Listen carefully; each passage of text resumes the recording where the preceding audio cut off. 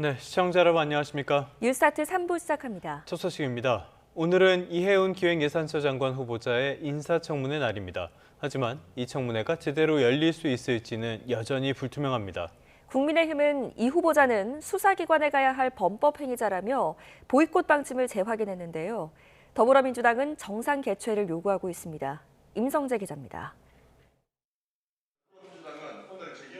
애초 여야가 합의한 이해운 후보자 인사청문회 하루 전 국민의힘은 청문회 전면 거부 의사를 재확인했습니다. 비리 집합체처럼 보좌진 폭언과 부동산 투기, 부모 찬스 등 각종 의혹은 넘쳐나는데 최소한의 자료 제출 성의도 안 보인다며 지금 상태론 청문회를 열 수 없다고 못 박은 겁니다. 범법 행위자 이해운 기획예산처 장관 후보자에 대한 인사청문회를 거부합니다. 수사기관 피의자 자리에 앉아야 할 사람입니다. 행여나 재정경제기획위원장인 국민의힘 이미자 의원의 사회권을 빼앗아 단독 청문회를 열 생각은 꿈도 꾸지 말라고 경고했습니다. 청문회가 정상적으로 진행이 되지 않는다면 그 부분은 존중되어야 한다고 사회권을 가져갈 수 있다 운운하는 것은 그것은 조금 잘못된 판단으로. 반면 민주당은 청문회가 예정대로 열릴 수 있게 최선을 다하겠다며 야당과의 대화 의지를 거듭 강조했습니다. 국민 검증의 시간을 국회가 일방적으로 빼앗을 수는 없다고 생각합니다. 국민께서 판단하실 수 있도록. 현실적으로 단독 청문회 개최가 어려울 뿐더러 실익도 없다는 판단이 선 것으로 보입니다. 또 이번 인사의 키워드인 이재명 대통령의 통합, 탕평 의지가 퇴색될 수도 있다는 점도 부담으로 작용하고 있습니다. 야권에선 진명 철회 요구가 이어지고 있지만 청와대는 청문회를 보겠다는 입장을 되풀이했습니다. 인사청문회를 통해서 이해운 후보자가 국민의 눈높이에 맞는 답변을 할 것이다. 적극 옹호하지 못하는 민주당과 이해운 방지법까지 꺼낸 국민의힘 사이에서 당장 접점을 찾긴 어려워 보입니다. 국회에선 대통령 신년회견이 열리는 21일을 분수령으로 보는 시각이 우세합니다. YTN 임성재입니다. 네, 이번엔 국회로 가보겠습니다. 거대 양당에서 잡음이 계속되고 있는데요. 제1야당부터 가보겠습니다. 국민의힘 한동훈 전 대표가 당을 이끌던 책임 있는 정치인으로서 송구한 마음이라고 사과했습니다. 장동혁 대표가 무기한 단식에 돌입한 이후 나온 첫 메시지이기도 한데요. 징계 권한을 가진 당 지도부에 다시 공을 던진 것으로 풀이됩니다. 김다연 기자가 보도합니다. 국민의힘 한동훈 전 대표가 일요일 낮 자신의 SNS에 올린 2분 4초짜리 영상입니다.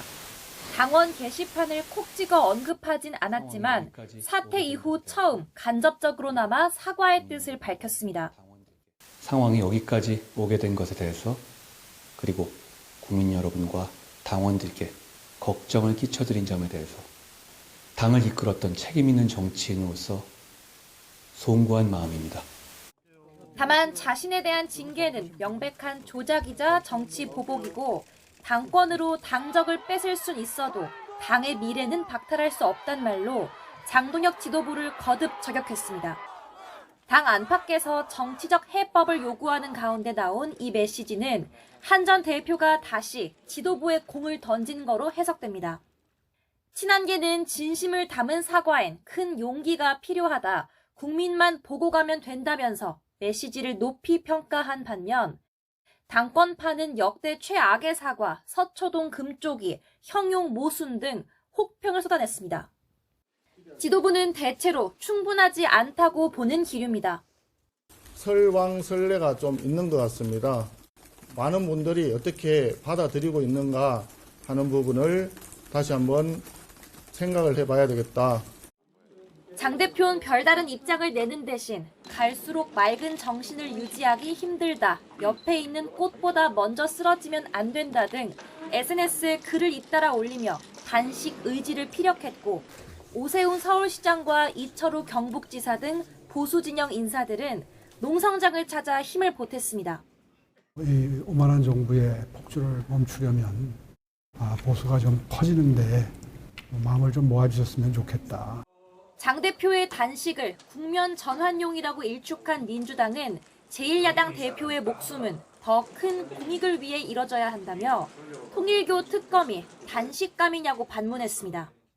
마치 호미로 막을 수 있는 일들을 쟁기를 들고 좀 막겠다 나선 격이 아닌가라는 생각이 들어서 매우 안타깝게 생각을 합니다. 국민의힘은 이재명 대통령이 쌍특검을 수용해야 한다며 거듭 영수회담을 제의했습니다. 장 대표 단식의 목적도 애초 통일교 공천헌금 특검 수용인데 대여투쟁이 아닌 당 내홍의 돌파구로 여겨지는 건 뼈아픈 대목입니다. YTN 김다현입니다. 집권 여당인 더불어민주당에선 1인 1표제를 두고 지도부 내 뚜렷한 균열이 확인됐습니다. 정청래 대표 측은 더 가면 해당 행위라고 경고했는데 잡음이 잦아들지는 불투명해 보입니다. 조은지 기자입니다. 민주당 정청래 대표는 지난주 자신의 대표 공약 1인 1표제를 다시 추진한다고 선언했습니다. 최고위원 보궐선거에서 당권파 2명이 합류한 걸 계기로 속도전에 나선 겁니다. 나라의 주인은 국민이고 당의 주인은 당원입니다. 당원의 뜻대로 하겠습니다. 대의원과 권리당원의 한 표 가치를 똑같게 하는 당원 개정을 추진하기로 최고위원회에서 만장일치 의결했다고 당은 설명했습니다. 하지만 논의 과정에서 비당권파인 이현주, 강득구, 황명선 최고위원이 문제를 제기했고 한병도 원내대표 역시 미온적인 반응을 보인 걸로 전해졌습니다. 강경 지지층의 당심을 업은 정청래 대표가 연임용으로 당원 손질에 나선 거라는 의심도 여전합니다. 이른바 명청 갈등으로 표현되는 물밑 계파 갈등이 또 드러난 건데 민주당은 당권 투쟁으로 보일 수 있는 언행은 자제해야 한다고 공개 경고했습니다. 연임의 연자는커녕 이응자마저도 들어본 적이 없다. 조금 더 가면 이것이 해당 행위라고 비난받아도 할 말이 없는 상황이 올지도 모르겠습니다. 이 기자회견 직후 강득구 최고위원은 SNS에 글을 올렸습니다. 1인 1표제를 결정한 지도부가 바로 적용받으면 이해충돌 지적을 받을 우려가 있다며 당원 의견 수렴 과정에서 현 지도부가 재출마할 때 적용해도 되는지를 함께 묻자는 게 전부였다고 반박했습니다. 차기 당대표 출마가 유력한 김민석 국무총리의 최측근 발언이라 묘한 긴장감이 감돕니다. 민주당은 월요일 당무위원회를 시작으로 권리당원 여론조사와 중앙위 투표를 거치는데 계파 균열과 당심 쏠림 현상이 노골적으로 드러날 거라는 관측이 나옵니다. YTN 조은지입니다. 경찰이 강선우 의원에게 공천원금 1억 원을 제공했다는 의혹을 받는 김경 서울시 의원에 대해 17시간 가까이 강도 높은 조사를 벌였습니다. 동시에 강 의원의 전 사무국장 남모 씨도 이틀 연속 불러 조사했지만 두 사람의 대질 신문은 불발됐습니다. 권준수 기자가 취재했습니다. 1억 공천원금 의혹을 받는 김경 서울시 의원이 주말에도 경찰에 출석했습니다. 미국에서 귀국한 지난 11일과 15일에 이어 벌써 세 번째 소환입니다. 성실히 조사받겠다는 말만 남긴 지난번과 달리 이번엔 본인 진술과 다른 축주성 보도가 난무하고 있다며 불만을 토로했습니다. 제가 하지 않은 그런 진술 그리고 추측성 보도가 너무 난무하고 있는 것 같습니다. 결과를 좀 지켜봐 주시기를 부탁드리겠습니다. 김 씨 의원은 그동안 경찰 조사에서 강선우 의원의 전 사무국장 남모 씨가 자신에게 먼저 금품을 요구했다고 진술한 것으로 알려졌습니다. 지난 2022년 지방선거를 앞두고 카페에서 셋이서 만났고 남 씨가 자리를 비운 사이 강 의원에게 1억 원을 줬다는 입장으로 전해졌습니다. 하지만 이 가운데 무엇이 잘못된 내용이냐는 취재진 질문에는 답하지 않았고 17시간 넘는 강도 높은 조사를 받고 나온 뒤에도 이와 관련해서 어떠한 말도 하지 않았습니다. 특성 보도 많다고 하셨는데 어떤 부분 구체적으로 말씀하신 건가요? 그건 강선우 의원한테 직접 건네신 건가요? 누가 먼저 제안하셨나요? 경찰은 전 사무국장 남 씨도 이틀 연속 소환했습니다. 김경 시의원에게 공천원금 먼저 제안하셨습니까? 공천원금 1억 원 액수도 먼저 받았어요? 남 씨는 강선우 의원 지시를 따라 물건을 옮겨 실었을 뿐 내용물이 돈이었다는 건 몰랐다고 주장하는 것으로 알려졌습니다. 이와 관련해 경찰이 김 씨 의원과 남 씨의 대질 신문을 할 거로 예상됐지만 이루어지지 않았습니다. 두 사람의 주장이 엇갈리고 있는 가운데 경찰은 오는 20일엔 의혹의 정점인 강 의원을 소환할 예정입니다. YTN 권준수입니다.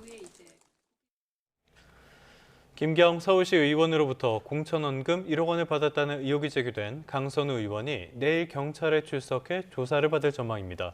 강 의원이 이번 사건으로 경찰에 출석하는 것은 이번이 처음인데요. 경찰은 주말 사이에 사건 관련자인 김경 시의원 그리고 강 의원의 전 사무국장 남모 씨를 다시 한번 소환해 진술 다지기에 주력해왔습니다. 오는 6월 지방선거에서 강원도지사에 도전할 것으로 알려진 우상호 청와대 정무수석의 후임으로 홍익표 전 더불어민주당 원내대표가 발탁됐습니다. 이규현 청와대 홍보통수석은 브리핑에서 홍 신임 정무수석의 임기가 내일부터 시작된다고 밝혔습니다. 삼선의 국회의원 출신으로 더불어민주당 원내대표까지 지낸 홍 신임 수석은 합리적이고 원만한 성품으로 갈등과 대립은 타협과 합의로 해결해야 한다는 신념으로 실천해왔다고 청와대가 설명했습니다. 청와대는 또 쿠팡의 대규모 개인정보 유출 사태에 대해서 한미 간의 외교 통상 이슈로 확대 해석하는 것은 적절치 않다고 밝혔습니다. 청와대는 전례 없는 규모의 개인정보가 유출된 쿠팡 사태는 법령에 따라 관계기관의 수사가 진행 중인 사안이라며 이렇게 강조했습니다. 청와대는 또 미국이 반도체에 매기는 관세를 강화하려는 움직임에 대해선 한국 기업에 미치는 영향이 최소화하도록 협의하겠다고 밝혔습니다.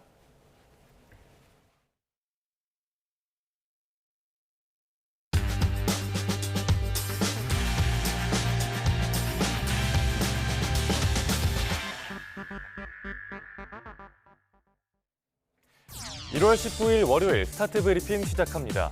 먼저 볼 조선일보 기사는 20대 음주량이 1년 새에 30%나 뚝 떨어졌다는 내용입니다. 60대보다 술을 적게 마시는 걸로 나타났습니다.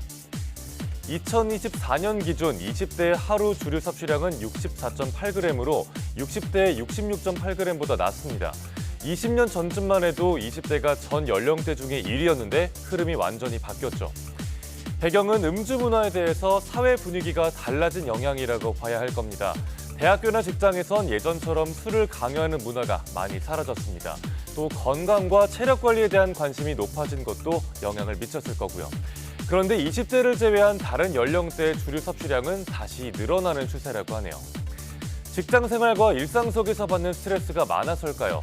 30대의 하루 술 섭취량은 1년 만에 62%가 늘었고요. 40대는 36% 늘어서 술을 가장 많이 마시는 연령대가 됐습니다. 다음은 의대 필수과의 레지던트 충원율이 20%대에 그쳤다는 동아일보 기사 보겠습니다. 올 상반기 레지던트 1년차 모집 결과 충원율은 74.4%, 소아청소년과와 흉부외과는 20%대에 불과했고요.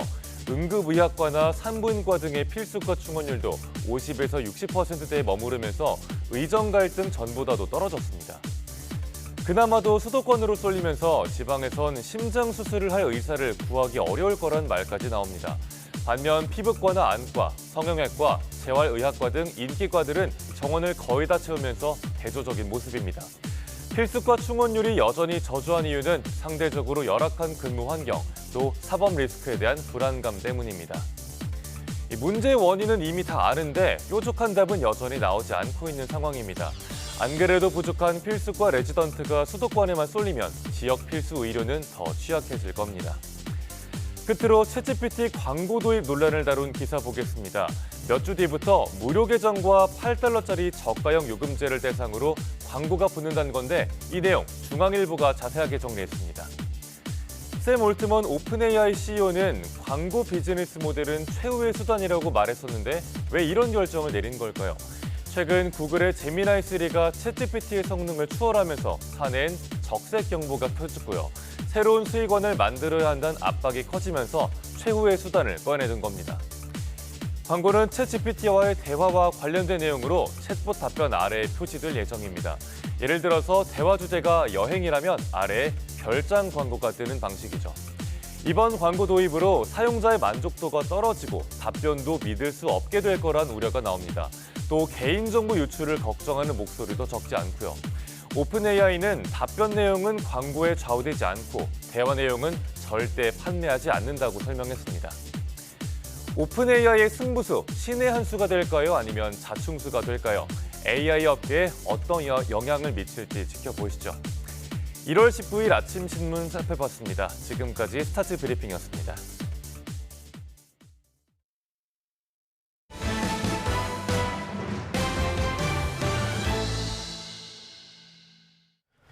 네, 이번엔 국제 뉴스 살펴보겠습니다. 트럼프 대통령이 미국의 그린란드 병합에 반대하는 국가에 추가 관세를 예고하자 유럽이 강하게 반발하고 있습니다. 보복 차원에서 초강력 무역 제한 조치까지 거론되면서 신경전이 벌어지고 있는데요. 그래도 양측 모두 협상 가능성은 열어뒀습니다. 런던 조수연 특파원입니다. 영국과 독일, 프랑스, 스웨덴, 노르웨이, 핀란드, 네덜란드, 덴마크 등 유럽 8개국이 공동 성명을 냈습니다. 그린란드의 연대를 거듭 표명하면서 나토 회원국으로서 공동 이익인 북극 안보를 강화하는 데 전념하고 있다고 강조했습니다. 또 미국의 관세 위협은 대서양 관계를 약화하고 위험한 악순환이 될 수 있다며 계속 단결해 주권을 지키겠다고 밝혔습니다. 미국의 그린란드 매입 추진을 견제하기 위해 소규모 병력을 파견했다가 다음 달부터 10%의 추가 관세에 직면하자 공동 대응에 나선 겁니다. 트럼프 대통령과 가까운 조르자 멜로니 이탈리아 총리도 방한 중 미국의 관세 발표에 우려를 나타냈습니다. Un aumento dei dazi nei confronti di quelle nazioni che hanno scelto di contribuire alla sicurezza della Groenlandia, secondo me è un errore e ovviamente non la condivido. 미국의 관세 위협에 맞서 EU 차원에서 무역을 광범위하게 제한하는 통상위협 대응 조치를 발동할 가능성까지 거론되고 있습니다. 에마뉴엘 마크롱 프랑스 대통령은 이를 공식적으로 추진하기 위해 유럽 주요국 정상과 접촉에 나섰습니다. Oui, mais dans cette escalade des droits de douane, il a beaucoup à y perdre aussi, y compris ses propres agriculteurs, y compris ses propres industriels. 유럽 일각에서는 미국과의 무역 협정을 보류하거나 오는 6월 개막하는 북중미 월드컵을 보이콧하자는 의견도 나왔습니다. 트럼프 대통령이 관세 카드로 유럽의 나토 동맹국들에 대한 압박 수위를 높이고 유럽도 물러서지 않으면서 나토 균열 우려가 현실화하는 모습입니다.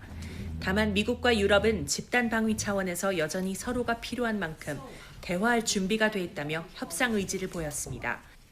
트럼프 대통령이 이번 주 스위스 다보스 포럼에 참석할 예정이라 이 자리에서 어떤 대화가 오갈지 주목됩니다. 런던에서 YTN 조수연입니다.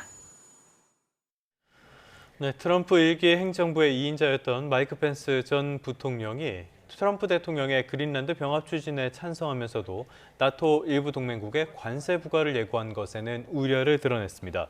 펜스 전 부통령은 CNN 인터뷰에서 트럼프 대통령이 이루려는 목표, 그린란드 병합은 미국의 이익에 완전히 부합한다고 말했습니다.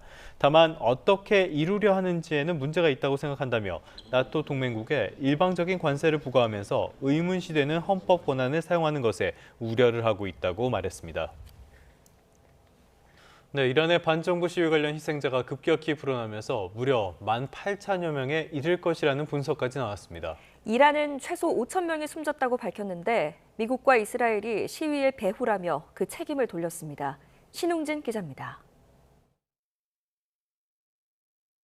영국 선데이 타임스는 이란 시위 사망자가 최소 16,500명에서 18,000명이며 부상자는 33만 명에 이른다고 보도했습니다. 선데이 타임스는 현지 의사들로부터 입수한 보고서를 근거로 이같이 전했습니다. 이란 반정부 시위와 관련해 다양한 기관에서 희생자를 추산해 발표하고 있지만 확인은 어려운 상황. 익명을 요구한 한 이란 당국자는 로이터 통신과의 인터뷰에서 보안 요원 약 500명을 포함해 최소 5,000명이 사망한 것을 확인했다고 밝혔습니다. 이란 최고 지도자 아야톨라 세이드 알리 하메네이도 수천 명이 숨졌다고 시인했는데 다만 그 책임은 미국과 이스라엘에 있다고 주장했습니다. 두 나라가 시위대를 선동해 소요가 커지면서 희생자가 늘었다는 것입니다. گفت آشکارا حرف زد آشکارا تشویق کرد پشت سر هم مستنداتی داریم که کمک کردند هم اونها هم رژیم صهیون کمک کردند که حالا اونم مختصرا عرض خواهم کرد. 영국 일간 가디언 등 외신들은 도널드 트럼프 미국 대통령의 개입을 기대하며 거리로 나섰던 이란 시민들이 크게 실망한 모습이라고 전했습니다. 트럼프가 이란 반정부 시위대에 도움을 약속하며 더 강경한 행동을 촉구해놓고는 군사행동을 보류하면서 발을 뺐기 때문입니다. 시위가 소강 상태에 접어든 가운데 이란 정부는 학교 수업 재개와 인터넷 복구 방침 등을 발표하며 혼란이 수습되고 있다는 점을 강조하고 있습니다. YTN 신홍진입니다. 지난달 말 1,430원대까지 하락했던 원달러 환율은 연초부터 상승 전환해 어느덧 1,470원대를 오르내리고 있습니다.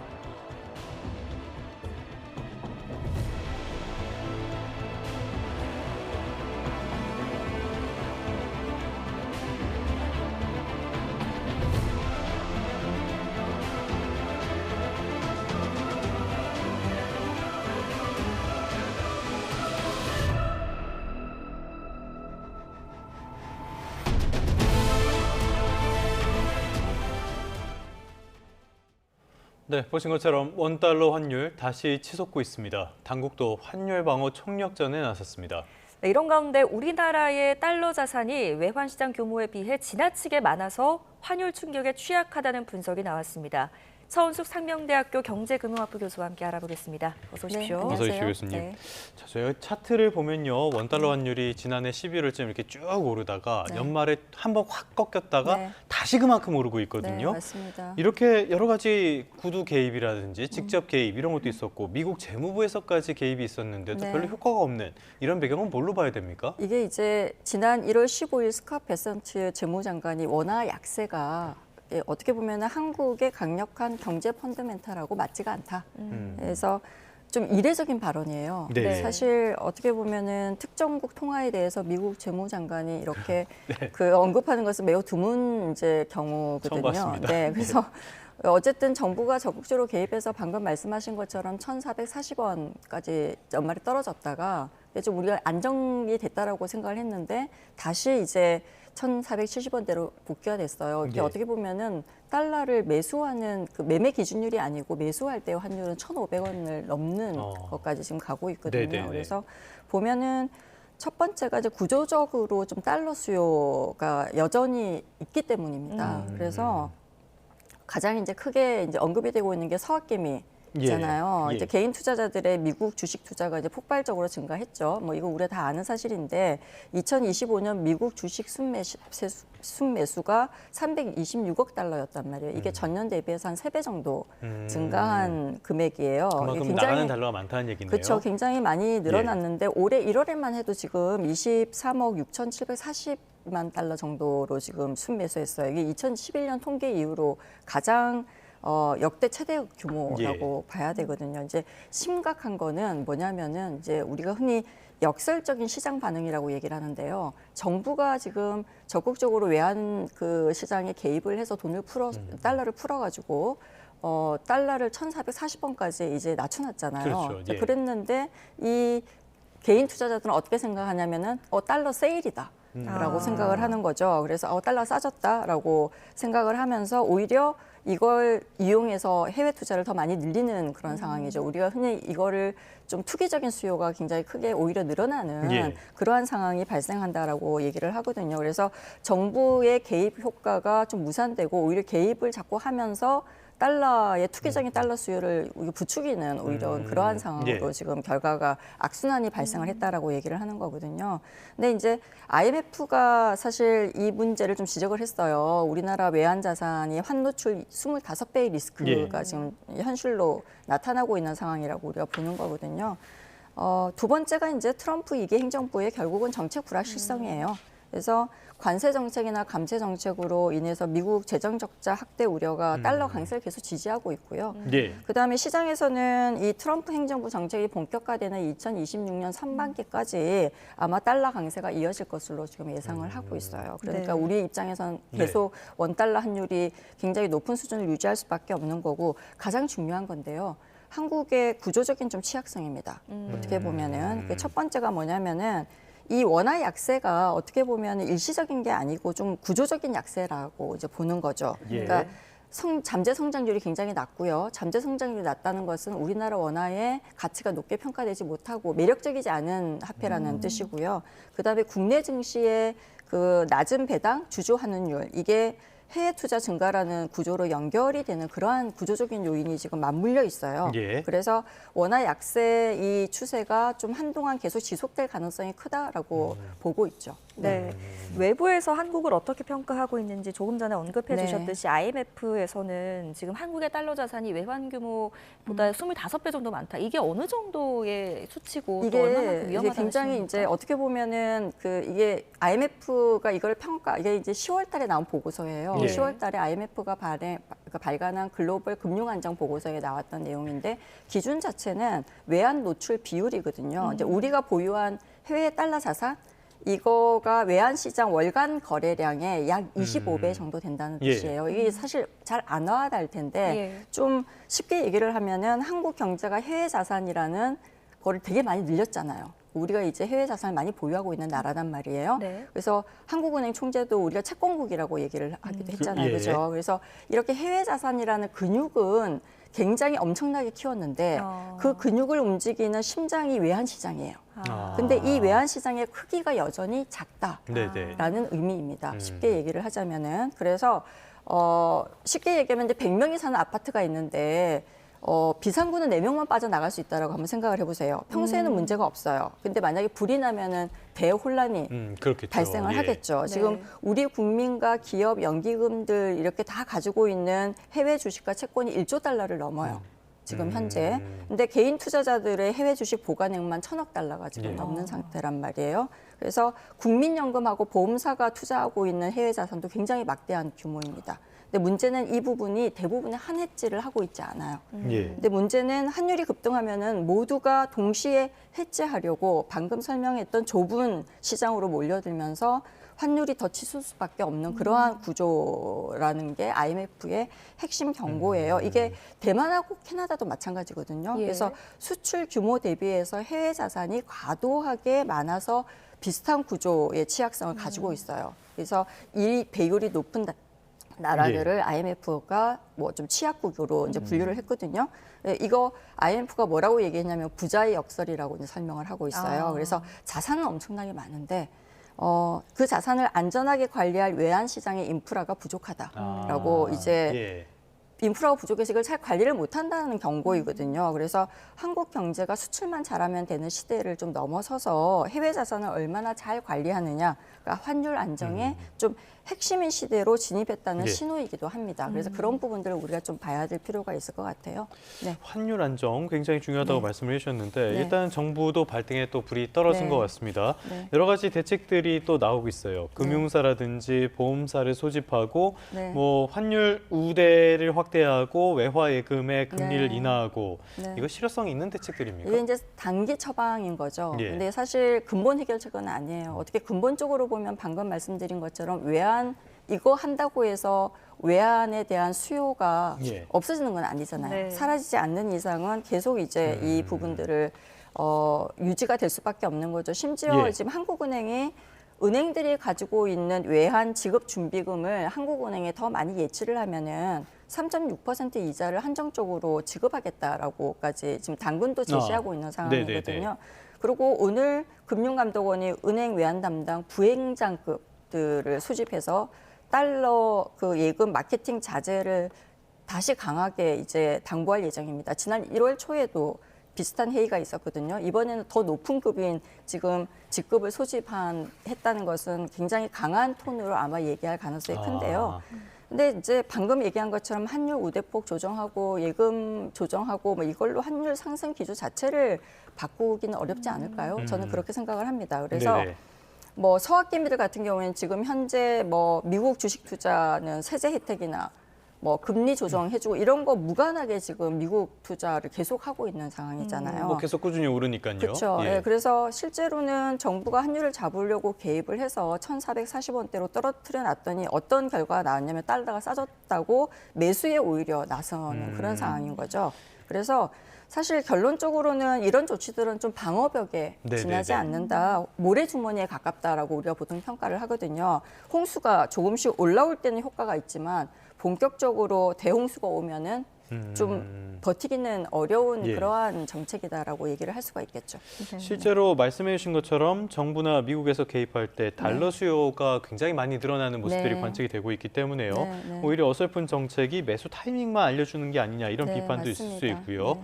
일각에서는 이런 말을 해요. 지금처럼 고환율이 계속 이어지게 되면은 기업이나 뭐 주가에는 좋을 수도 있지만은 민생에는 최악이 될 것이다 이런 말을 하거든요. 네. 이거는 어떤 측면에서 이런 말이 나오는 겁니까? 그러니까 왜냐하면은 이제 원달러 환율이 일단 굉장히 이제 높은 수준을 계속 잡지를 예. 못하고 유지를 하게 되면은 이게 결국은 물가에 우리는 수입제에 거의 의존을 하는 수출 국가잖아요.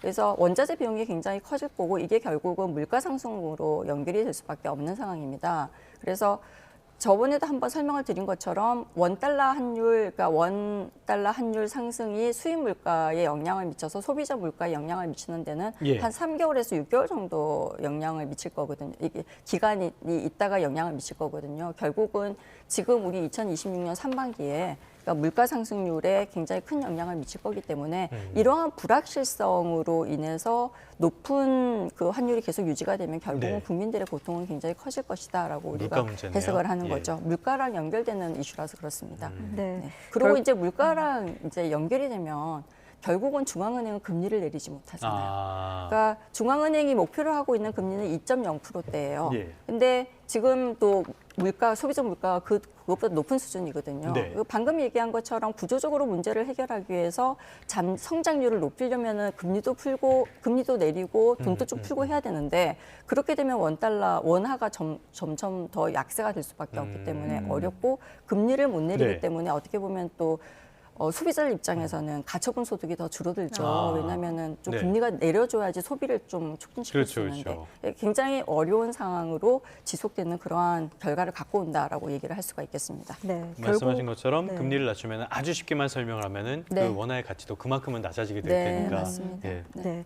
결국 환율과 이런 금융시장의 불안은 한국 경제 전반, 특히 또 수출과도 직결된 산업에 큰 영향을 미치게 될 텐데요. 네. 그래서 반도체 이야기 안 해볼 수가 네. 없습니다. 우리와 경쟁 회사인 마이크론의 행보를 좀 지켜볼 텐데요. 네. 대만 PSMC 공장을 인수했습니다. 이게 네. 어떤 걸 시사하나요? 전략적인 포석이죠. 네. 근데 보통은 생산량을 늘리기 위해서다라고 얘기를 하는데 뭐 시간을 좀 더 돈으로 사는 전략이다라고 우리가 일반적으로 평가를 해요. 뭐냐면은 마이크론이 18억 달러로 PSMC 팹을 인수한 거는 AI 메모리 시장에서 SK 하이닉스와 삼성전자를 좀 따라잡기 위한 시간 전략용이다라고 봐야 되는 거거든요. 새로 공장을 지으면 5년에서 10년이 걸립니다. 예. 그리고 기존 팹을 사서 개조를 하게 되면 2027년 하반기부터는 사실 바로 디램 생산이 가능하거든요. 그래서 현재 HBM 시장 점유율을 보면은 SK 하이닉스가 57%예요. 삼성이 22%고 마이크론이 21%입니다. 네. 그러니까 거의 마이크론이 삼성을 바짝 쫓고 있는 그러한 지금 상황이거든요. 그래서 지금 전략적으로 이제 접근을 하는 것 같고요. 시총이 지금 20위권 안으로 진입했거든요. 네. 이거는 어쨌든 AI 붐으로 HBM 수요가 폭발적으로 지금 가고 있잖아요. 마이크론이 미국 유일의 네네네. 반도체 메모리 대기업입니다. 그래서 지정학적 이점까지 갖췄기 때문에 투자자들이 제2의 엔비디아로 지금 보고 있는 상황이죠. 네. 알겠습니다. 반도체 수요가 늘어나는 것은 분명한 사실이니까요. 네. 방금 전에 조금 혼란이 있을까 봐 말씀을 드리자면은 네. 마이크론이 인수한 곳은 TSMC가 아니라 네네. PSMC, 혹시 네. 발음이 헷갈릴 수 PSMC. 있는 네. 다른 파운드리 회사라고 네. 이해를 하시면 되겠고요. 네, 네. 자, 그런데 이 와중에 또 미국에서 소식이 하나 나왔습니다. 네. 트럼프 대통령이 자신의 SNS에도 사진을 하나 올렸는데 네.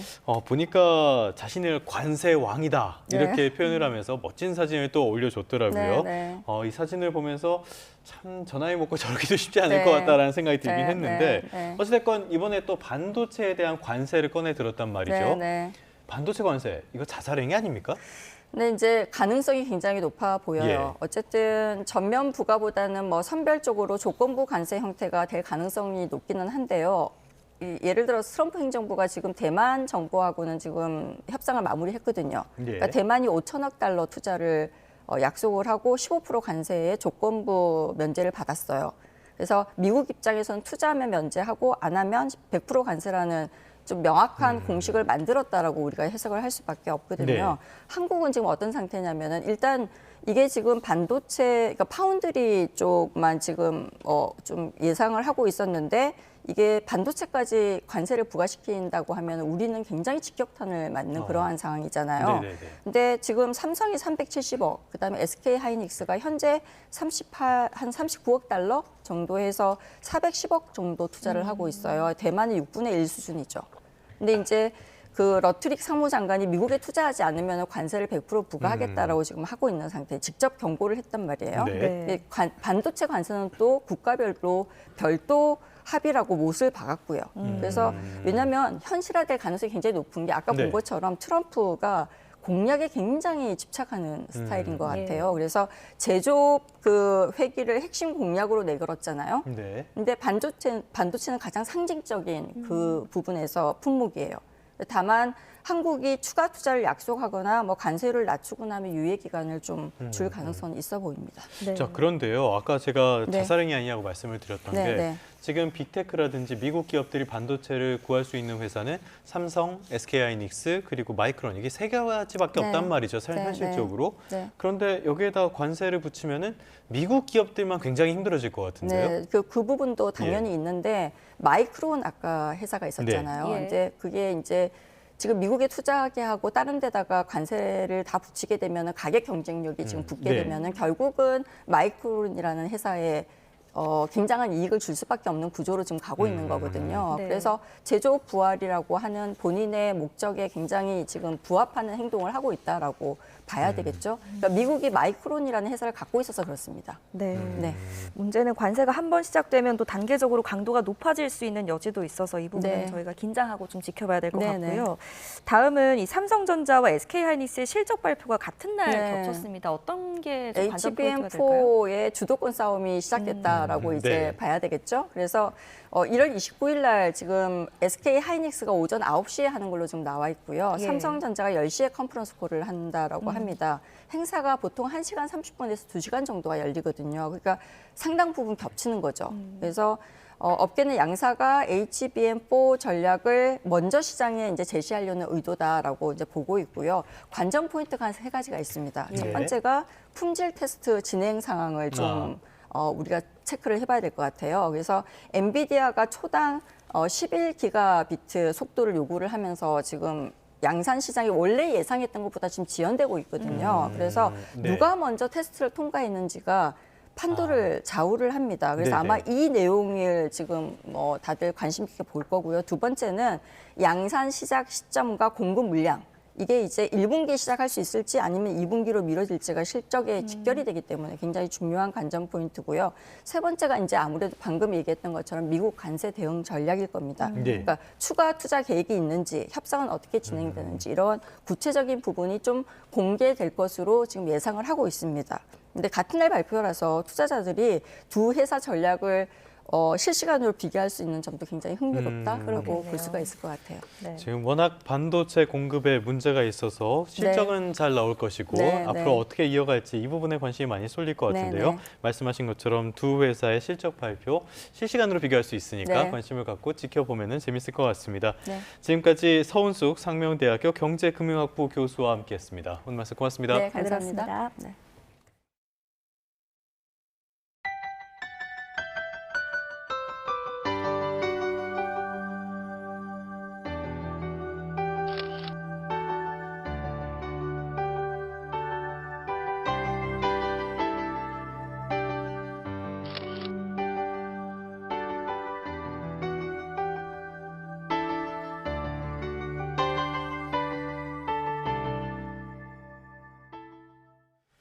사건 사고 소식입니다. 어젯밤 9시쯤 강릉시 교동에 있는 교차로에서 50대 음주운전자가 몰던 승용차가 SUV와 충돌하는 사고가 발생했습니다.